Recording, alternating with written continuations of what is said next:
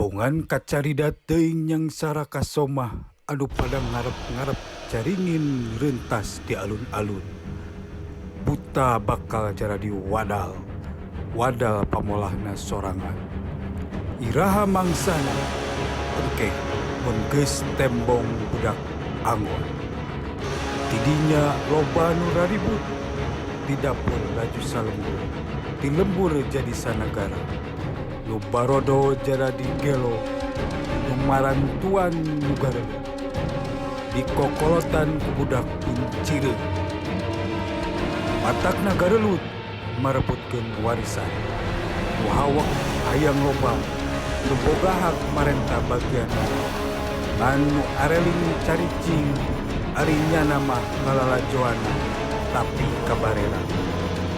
Nu garelut laju rareureuh, laju kakara arenge, kabeh ge taya nu menang bagian.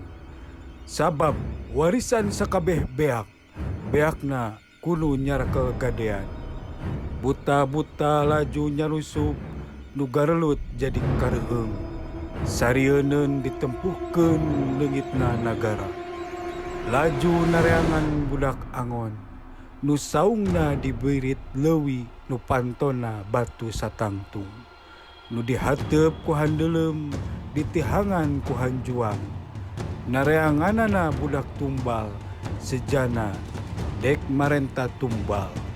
Tapi budak angon geus eueuh, geus narindak babarengan jeung budak nu janggotan. Geus mariang pindah ngababakan, parindah ka lebak cawene. Nu kasampak ngan kari gagak, keur ngelak dina tutunggul.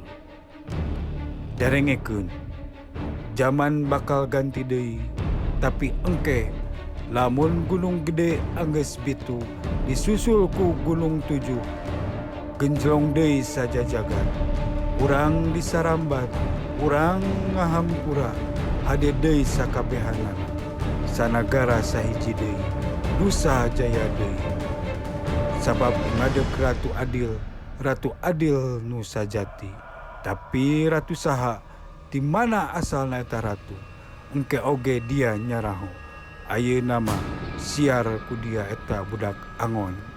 Jig gira narindak, tapi ulah ngaliuk ka tukang.